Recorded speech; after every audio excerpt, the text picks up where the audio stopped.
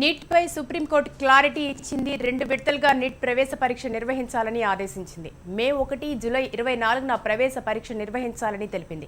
ఈ విధానాన్ని అన్ని రాష్ట్రాల్లో అమలు చేయాలని సుప్రీంకోర్టు ఆదేశించింది. దీనికి సంబంధించిన పూర్తి సమాచారం మా ఢిల్లీ రిపోర్టర్ శిరీష్ అందిస్తారు. శిరీష్, నీట్ పై సుప్రీంకోర్టు ఏం చెప్పింది, ఎటువంటి ఆదేశాలు జారీ చేసింది? కొద్దిసేపు క్రితం సుప్రీంకోర్టు ఇచ్చిన జడ్జిమెంట్ ప్రకారం చూసినట్లయితే నీటిను దేశవ్యాప్తంగా కూడా నిర్వహించాలని చెప్పేసి కూడా ఈ రోజు జడ్జిమెంట్ లో పేర్కొనడం కూడా జరిగింది. అయితే అన్ని రాష్ట్రాలు కూడా దీన్ని అమలు చేయాల్సిందే అని చెప్పేసి కూడా సుప్రీంకోర్టు తన జడ్జిమెంట్ లో పేర్కొనడంతో మరి ఆంధ్రప్రదేశ్ లో రేపు జరగాల్సిన ఎంసెట్ పరీక్ష సందిగ్ధంలో కూడా పడింది. దీనికి సంబంధించి కొద్దిసేపట్లో క్లారిటీ అనేది కూడా వచ్చే అవకాశం ఉంది. మరో గంటలో ఫైనల్ ఆర్డర్స్ అనేవి కూడా సైన్ చేసి బయటకు వస్తాయి కాబట్టి ఆర్డర్స్ లో పూర్తి స్థాయిలో స్పష్టత అనేది కూడా ఇచ్చే అవకాశం కూడా కనపడుతోంది.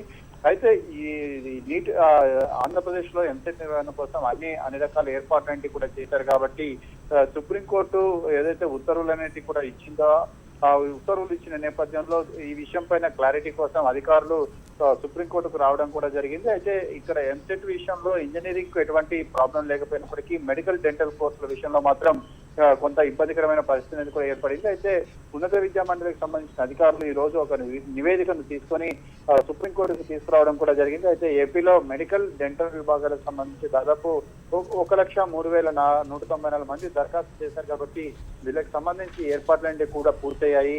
అయితే ఈ ఏడాది వరకు మాత్రం ప్రవేశ పరీక్షకు అనుమతించాలని చెప్పేసి కూడా సూచించడం కూడా జరిగింది. అయితే ప్రస్తుతం అందుతున్న సమాచారం ప్రకారం చూసినట్టయితే అన్ని రాష్ట్రాలు కూడా తప్పనిసరిగా నీట్ అమలు చేసి తీరాల్సిందే అని చెప్పేసి కూడా తీర్పునిచ్చిన నేపథ్యంలో ఆంధ్రప్రదేశ్ కు సంబంధించి సపరేట్ గా మెన్షనింగ్ అనేది కూడా ఉంటుంది కాబట్టి దాదాపుగా ఈ జడ్జిమెంట్ అనేది కూడా ఆంధ్రప్రదేశ్ కూడా వర్తిస్తుందని చెప్పేసి చెప్పొచ్చు. కొద్దిసేపట్లో అధికారులు కోర్టు వస్తారు కాబట్టి కోర్టు ఏం చెప్పిందనే దాని గురించి కూడా స్పష్టత రానుంది.